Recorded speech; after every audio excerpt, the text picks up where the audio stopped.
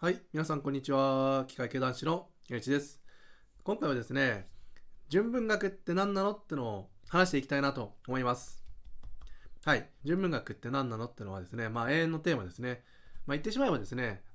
定義はないんですよ。明確な定義はなくて、ずーっと語られてるようなテーマになりますね。で、今回ですね、僕も、純文学って何なのってのをですね、今回自分の持論をですね、説明していくんですけども、まずですね、純文学で定義がないとは言いつつも、実際にはですね、こう考えときは間違いないよねっていう、実は区分けが、機械的な区分けがありまして、別に中身どうこうじゃなくてですね、もう完全に外から、誰が見たってこれは純文学、これは純文学じゃないって、判別できる一つのラインがありまして、文学系 YouTuber のですね、つかつさんっていう方、言われてる純文学のくくりって何っていうのをですね、説明されてる動画があるんですけども、それでね、説明されてる内容でね、僕もね、十分かなって思うんです。例えばですね、なんかある本を読んで、これが純文学なのかどうかってのを知りたかったら、これから言うくくりに当てはまってるかどうかだけを判別すれば、自分が読んだ文学が純文学なのかそうじゃないのかっていうのが分かるようになります。なのでね、どうしてもね、この作品が純文学なのかどうか知りたいっていう場合は、そういうくくりでね、判別していくのがね、十分いいかなって思います。で、今回は僕がお話しするのはですね、そういう機械的なくくりじゃなくて、もう言うなれば内容からわかる、これが純文学の要素なんじゃないかっていうのをですね、お話ししていきたいなと思います。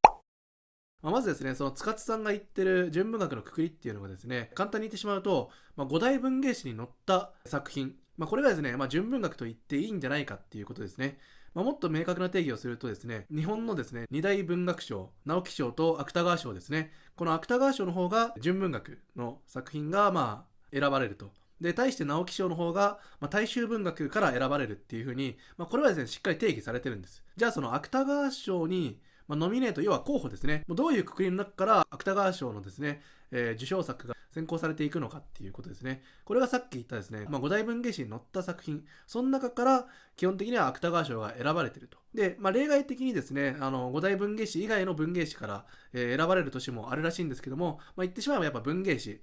文学を載せる、雑誌にですね、載れば、基本的にこれは純文学って言っていいだろうと。これがやっぱ僕もね、結構わかりやすくて、いいんじゃないかな。なのでね、今回ね、この純文学って何だろうっていうのを考えるきっかけにもあった、こちらの村上春樹さんの海辺のカフカですね。で、この文学が、僕はね、最初読んだ時は純文学っぽいなって思ったんですよ。ただね、後半まで読んでみると、結構やっぱ最後エンタメ要素が大きくて、ストーリー性が強くて、やっぱこれ純文学じゃないかなって思ったんですね。で、実際にもこれは文芸誌に掲載されてない作品ですので、機械的な、無機質なくくりで言っても、純文学ではないと。別にですね、これが内容を見て、純文学だっていう人は全然いてもいいと思うんですよ。ただ、機械的なっていうか内容を見ずに、くくる方法としては、五大文芸誌に載ってるか載ってないかっていうのが、一番簡単なくくりかなって思います。はい。ではですね、さっき言ったその機械的なくくりとはまた別で、今回ですね、それぞれいろんな人がですね、言ってる、純文学ってこういうことだよっていうのをですね、僕もですね、持論を紹介していきたいなと思います。ここにですね、一応僕が読んだ中で、世間的にも純文学って言われている作品をですね、ちょっとここに並べてみました。で、初めにですね、その僕が紹介する、純文学ってこういうことだよってのをちょっと長めにですね、説明した後に、実際にですね、これらの作品の中からですね、紹介してですね、こういうとこがね、僕が純文学だなって、文学だなって感じたところをですね、ちょこっとずつですね、紹介していきたいなと思います。ではまず前半部分で、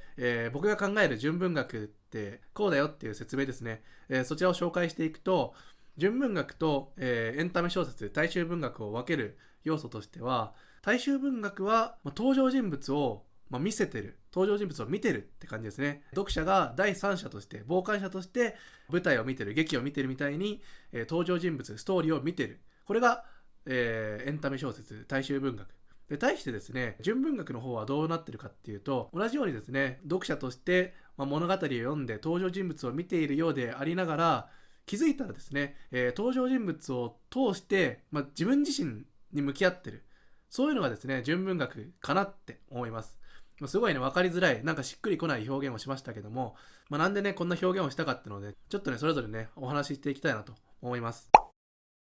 まずですね、小さい題目からお話しすると、よくですね、純文学っていうのが、人の心情とか感情がすごい表現されてる、焦点を当てられて描かれてるっていう風に言われてますね。で、ここにですね、僕が一つの仮説をですね、投げたいと思うのは、実際に確かに純文学を読むと人の感情の動きとかっていうのはすごいよくわかるんですよ。これはね、すごい賛同なんですけども、僕がね、一つ仮説として投じたいのは、じゃあその人の感情がすごい読み取れるときに、人の感情を表す言葉、言うなれば嬉しい、悲しいとか、楽しい、怒りとかですね、そういう言葉が使われてるかどうかなんですけども、この純文学って言われる文学作品には、ほとんどね、使われてないんじゃないかっていうのが、僕の仮説ですね。どういうことかっていうと、具体的に話すと、例えば主人公がですね、悲しい瞬間があったと。で、その悲しいを表現したいときに、すごいストレートに表現すると、主人公は悲しんだ。これだと本当にやっぱ文学とは言えないと。小学校の作文かなってなっちゃうんですけども、じゃあそれをですね、文学的な作品はどういうふうに表現しているかっていうと、人の感情に関する言葉を使わずに、一種矛盾みたいな感じだけども、あくまでも人の感情ではなくて、その登場人物の置かれた状況とか、周りの音とか、目にしているものとか、あくまでも言うなら事実をすごい淡々と述べてる、すごい事細かに描写してるんじゃないかっていうのが、僕の仮説ですね。さっきみたいに、主人公が悲しんでるシーンがあると。で、それをじゃあどうやって文学者は表現するかっていうと、例えばですね、夜中にですね、主人公が明かりもつけずに、部屋の中でうずくまってると。ふと主人公が顔を上げると、窓からね、差した月明かりで、普段だったら目に入らないような、本棚の隅っこの埃がね、銀色にきらめいて見えたとか。あとはですね、台所の方から水がポチャンと一滴落ちる音が聞こえたとかっていう風に、あくまでもその周りの環境とかをすごい事細かに表現すると。でもそれだけでも、やっぱり普段目に入らないようなちっちゃな埃、しかも月明かりに照らされているような埃っていうのね、そういうのが目に入ってしまう状況っていうのがすごいわかるし、普段だったら気にしないような雑音として、処理されるようなポチャンっていう音が耳に入ってしまうぐらい、それがすごい大きく聞こえてしまうぐらいに、主人公の心がすごい塞ぎ込んでるっていうのが、分かるんじゃないかなっていう。これがですね、僕が言いたい、感情に関する言葉を使わずに、あくまでも周りの描写だけで、主人公の感情をですね、表現してるんじゃないかっていう。もしね、文学結構好きな人が、研究したいなっていう人がいたらですね、調べてみてほしいんですけども、あんまりね、使われてないと思うんですよ。感情を表す言葉っていうのが。多分ゼロではないと思うんですけどね。でもこれ不思議なのが、感情に関する言葉が使われてないにもかかわらず、さっきみたいな主人公は悲しいっていうのより、悲しいっていう言葉よりも、全然なんか主人公のどれぐらい気持ちが沈んでるかっていうのがすごい分かりやすいんですよ。なので本当になんか矛盾ですよね。人の感情を一切表してない、何にも関係ない無機質なことをただ淡々と綴ってるだけなのに、人の感情が分かってしまうっていうのが、これがねちょっと面白いなっていうところです。でちょっとですね、話をそらすとですね、よく文学的要素というか、文学だねって言われる要素のうちの一つに、行間を読むっていう、行間を読ませるっていうことがよく言われると思うんですよ。つまり描かれてないことなんだけども、それが手に取るように分かってしまうっていう。つまり感情に関する記述が一切ないにもかかわらず、主人公の感情がすごい分かってしまうっていうのが、これはやっぱ行間を読ませられてるわけなんですね。でこれがね、多分文学を構成する要素の一つだなと。これは多分間違いないと思うんですよ。これ文学だなって思う瞬間には、やっぱりね、行間を読ませられてる感じがね、すごい感じ取れるかなって。でちょっとですね、話を戻して、一番初めに言ったですね、僕が定義した純文学の定義ですね、登場人物を見ているようで、いつの間にか自分自身の心を見てるって、自分自身と向き合ってる、過去の自分自身の記憶が蘇ってたりとか、いうことがですね、どういうことかっていうとですね、今言ったですね、限りなく、主人公の置かれた状況を説明すれば、主人公がどういう感情なのかっていうのがすごい具体的にわかるんですよ。で、その主人公の持ってる感情が具体的であればあるほどですね、自分の過去の記憶を探ってですね、自分も同じような感情になったことあると。登場人物とね、同じような状況じゃなくても、なんか同じような感情になったことあるっていうのを思い出すんですね。描かれてる感情が具体的であればあるほど、自分の過去の感情とすごいリンクしやすい、マッチしやすいんですよ。でそこでマッチすると、やっぱりいつの間にか自分自身の過去を思い出してて、あの時なんでああいう感情になったんだろうな、なんでああいう行動をしちゃったんだろうなっていうのが、いつの間にか自分自身の過去と向き合ってるんですよね。これがね、僕が言いたかったことでして、感情がすごい具体的に読み取れるほど、自分にもなんか同じような感情になったことあるなっていうのが思い出されて、自分自身と向き合ってる、いつの間にか向き合ってる、ストーリーを読んでるんだけども自分自身と向き合ってるっていうね、ここがね、僕が言いたい、これが純文学っていう要素ですね。で、さらに言うとですね、これがね、2つ目の矛盾っていう感じになるんですけども、一般的にですね、具体と抽象っていう言葉で表現すると、抽象の方がですね、さっきで悲しいっていう言葉一つでいろんな悲しみを表現できるわけなんですよ。つまり、どんな悲しみを一応通ずるわけですね。すごい包括的なんですね、抽象的な方が。で、一般的に抽象的でね、大は小を兼ねるみたいなもんで、抽象的であればあるほど、悲しさを味わったことがない人間がいないのと同じように、普通だったらそっちの方が共感を得られやすいはずなんですね。ただ実際には、登場人物の感じてる悲しみがよくわかんない、具体的にわからないと、読者としてはあまり共感ができないんですよ。反対に、すごい具体的であればあるほど、なぜかそっちの方がすごい共感が得られやすい。自分もそれわかるっていうのが。これがね、2つ目の矛盾で、具体的な方がなぜか共感がね、得られやすいっていうのが、これがね、やっぱ面白いとこかなって。一般的に広い定義の言葉を使うほど当てはまる人は多いんだけども、どんどん希薄になっていくんですね。悲しい一言だけでは自分のどの悲しさとマッチさせればいいのかわからない、リンクさせればいいかわからないから、ちょっと共感ができなくなっちゃうんですね。心の距離が遠ざかっちゃうんですけども、登場人物の感情がね、手に取るように分かれば分かるほど、自分自身の過去の同じような記憶ってのを、感情ってのを引っ張り出しやすい、つまり引っ張り出されやすいんですよ。だから不思議とリンクして、共感を得られやすいっていうね、ここがね、すごい面白いとこかなって思います。考えれば考えるほどね、矛盾を言ってるようなんだけども、でも実際にはそうだなっていう。なので、今言ったように、純文学、物語、登場人物を見てるようで、その登場人物の置かれた感情が分かれば分かるほど、過去の同じ感情の時の自分自身と、向き合ってるっていう。いつの間にかやっぱね、頭の中がね、そうなってるんですよね。これがね、僕が表現したい、純文学ってこういうことだよっていうものですね。なので、別のね、表現を使うと、僕がね、よく思うこととしては、やっぱり純文学っていうのは、自分自身を映す、自分の心を映す鏡みたいなものだと思ってるんですね。嫌な思い出もそうなんですけども、ちょっと蓋をしてた感情とか、当時の自分には処理できなかった感情、なぜああいう感情になったのか、なぜああいう行動をしたのかっていうのが、当時の自分だったら分からなかったことが、今ですね、改めて向き合ってみることによって、自分はこういうことが嫌だったんだとか、これが耐えられなくて、ああいう行動をしちゃったんだってのをですね、自分自身を見つめ直すきっかけになるんですよ。なので、ね、この要素が、やっぱり大衆文学にはあまりないかなっていう。さっきの行間を読ませるのもそうなんですけども、あまり行間を読ませる文章を大衆文学は使わないし、かつ、その主人公のね、感情がすごい手に取るように分かる、すごい具体的に分かるっていうのも、あまり大衆文学では多くないなって。やっぱりストレートに表現する。悲しんだとかね。悲しんだだけなんてことはないと思うんですけど、やはりちゃんと登場人物はこういう感情ですよってのを、読者に分からせるわけですね。つまり見せてるわけなんですよ。これがね、大衆文学と純文学を分けるものかなって。はい。では結構ですね、長く自分のですね、持論を紹介したんですけども、この後ですね、実際にじゃあ行間を読ませるとか、主人公の気持ちがすごいわかるシーンってどういうものなのってのをですね、ちょっと、それぞれかいつまんでですね、全部は紹介しないんですけども、僕が紹介したい部分をですね、お話ししていきたいなと思います。はい。ではですね、これからですね、ちょっと、実際の作品の中から一節を取ってきて、これが行間を読ませるっていうこととか、あとはですね、これが純文学、人の感情がすごい具体的にわかるっていう部分をですね、ちょっと紹介したいなと思います。こっちもね、結構長くなると思います。まずどれからいくかっていうと、紹介しやすいので言うと、例えばですね、紫のスカートの女とか、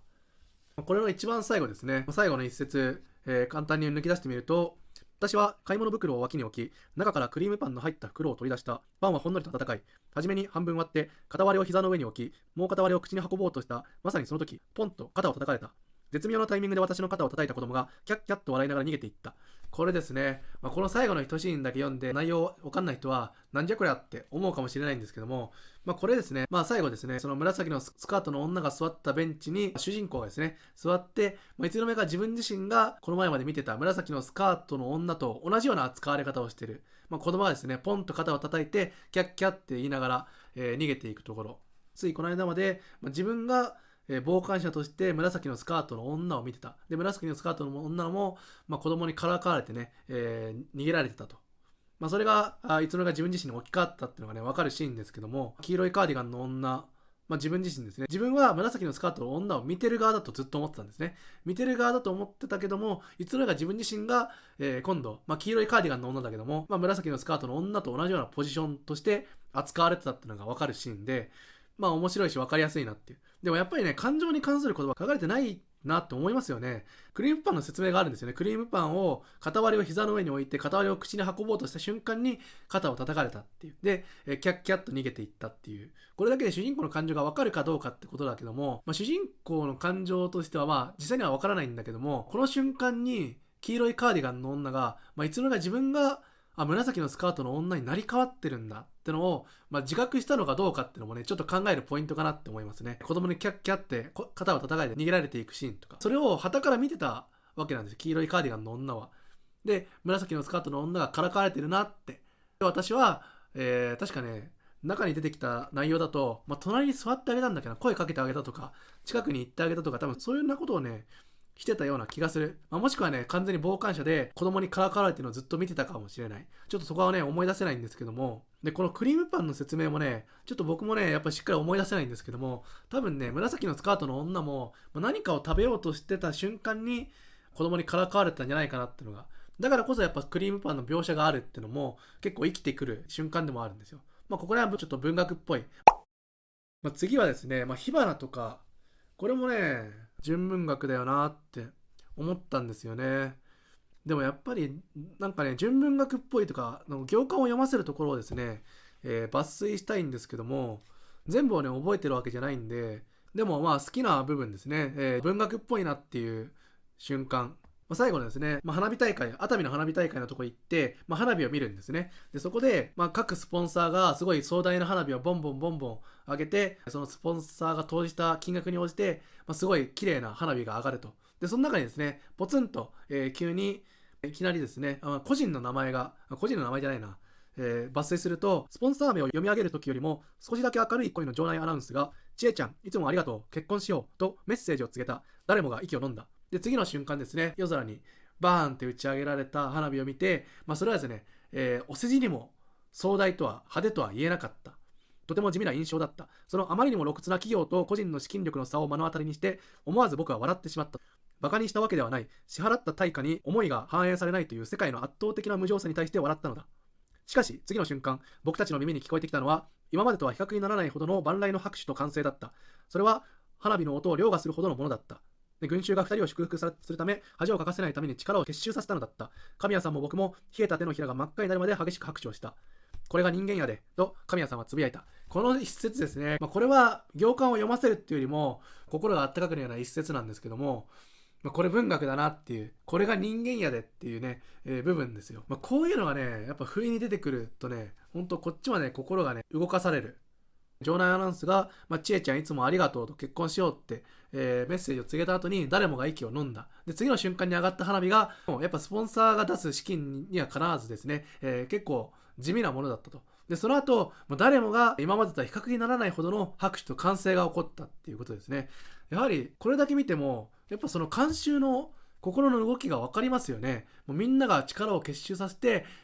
その2人プロポーズをですね応援しようとしてるっていうのがすごい分かる。やっぱりなんかね、文学っぽいなって思うのはその花火ですよね。スポンサーがね打ち上げる花火と比べてすごい地味だったっていう描写、これがですね世の中の現実を表してて、でさらにその後に、これが人間やでってつながる拍手と、歓声ですね。すごい人間が温かいっていうのも感じられるし、顔も見えないけどもどんな人かもわからないけども、一生懸命祝福しようっていうのが伝わるのが心が温かくなるよなっていう、そんなシーンですね。あとですね、紹介したい部分で言うと、父と蘭ですね。これね、ちょっと面白い文学だったんですけども、僕のすんごい大好きなシーンがあって、親子の衝突のシーンなんですね。簡単にですね、抜粋してみて紹介してみると、一人娘が母親に対して口を聞かなくなるんですよ。で、そんな状態だったんですけども、ある時ですね、娘の感情が爆発して、何をするかっていうとですね、生卵を、頭からですね、頭の上からバンバン割って、顔中っていうか、頭のてっぺんからですね、もうダラダラと、卵の黄身や白身でねベタベタになるっていう、そういうシーンがあるんですけども、それに対してのですね、お母さんの対応っていうのがすごいね、僕は、これがやっぱお母さんだなっていう風に感じたのがですね、抜粋すると、泣き続ける緑子をしばらく見ていたが、この緑子っていうのは娘さんですね。娘さん。泣き続けながら、卵をですね、頭の上からバンバン割ってるわけなんですけども、その後ですね、マキコも、マキコっていうのはお母さんですね。マキコもパックから卵の1個を手に取って、思いっきり自分の頭にぶつけたが、卵の尖った先端にぶつけたらしく、卵は割れずにそのまま床に転がり、マキコは慌ててそれを追い、静止したままの卵にしゃがんで自分の額をぶつけて割って、そのままグリグリと押し付けてっていう感じで、一回自分の頭で割ろうとしたけども、うまく割れなくて、転がっちゃうんですよ。転がって地面に静止している卵に対して、今度自分の頭ごといったんですね。で、しかもそれで割って、その後、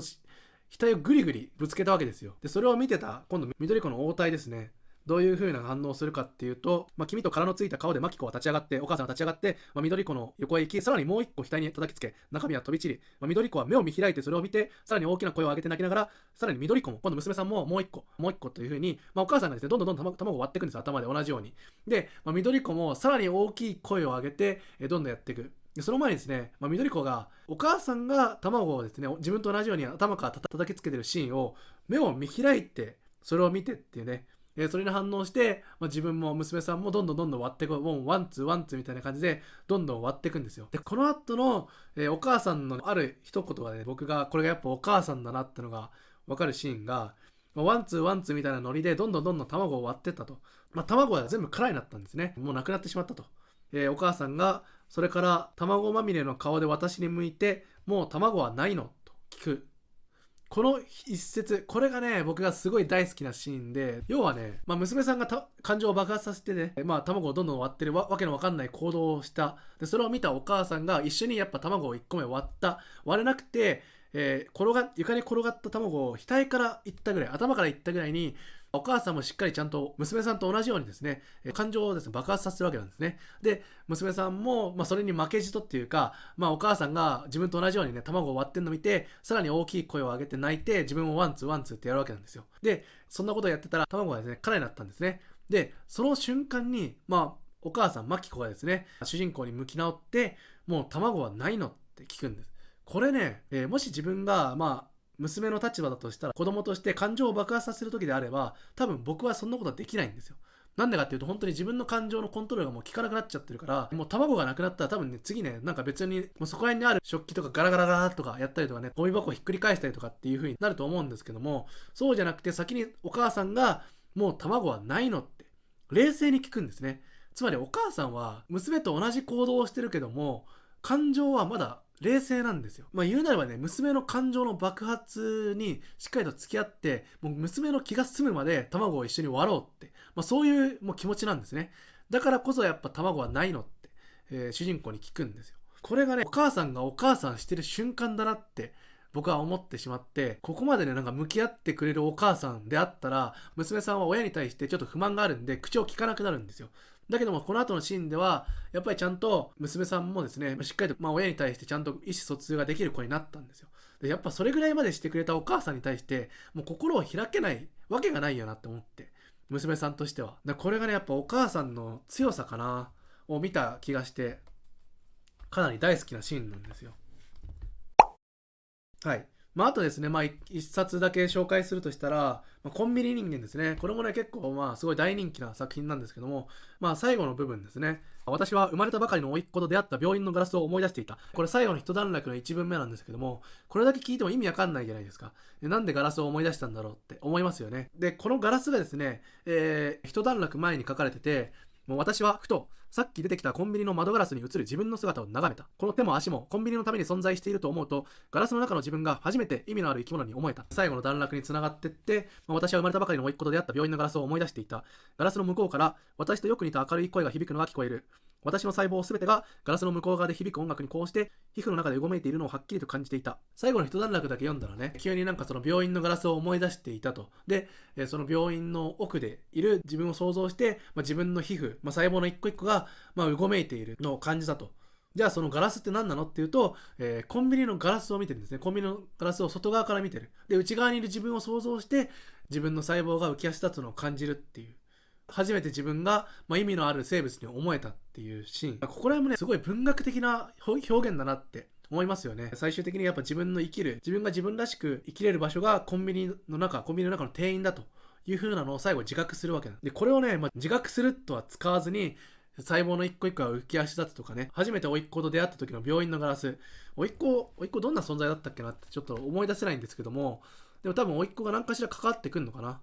特別なガラスなんだと思いますよ。甥っ子と初めて出会った病院のガラスが。このちょっと前にですね、誰かが言ったセリフとして、気持ちが悪い。お前なんか人間じゃないっていうセリフがあるんですね。そのセリフを考えてみると、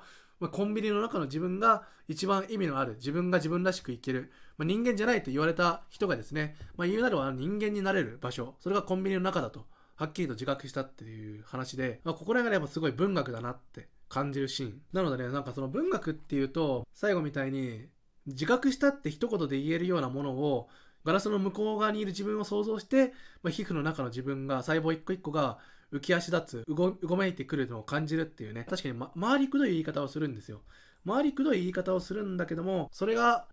本当にその主人公っていうか登場人物が持ってる感情を具体的に的確に表そうとすればするほど、やはりそれは、無機質なものをですね、無機質的な動きをですね、表現するに尽きるわけなんです。細胞の一個一個がうごめいてる、動いてるなんていうのは、実際にそんなことないんだけども、そうやって何か動きを表すもの、感情そのものを表すんじゃなくて、考えそのものを表すんじゃなくて、何か物事が動いてる、何か物事が見えてるっていう風に書くことによって、登場人物の感情をすごい具体的に的確に表そうとしてるがゆえのものなんですね。ここら辺の純文学の中から全ての文学的要素を抜いたら本当に味気のない文章になっていくと。で、味気がなければないほどやっぱそれに共感する人もいないし、それを面白いと思う人もどんどんいなくなっていくはず。だから純文学読んでもわけわかんないと。一言で表せばいいものをなんでこんなに曲がりくねった書き方するんだっていうと、実際に確かに曲がりくねった書き方もいっぱいあるんですよ。だけどもそうまでしないと、主人公の気持ちを表せないだったり、自分の表したいものを表せない。なのでね、やっぱ純文学読んで、本当によくわかんないと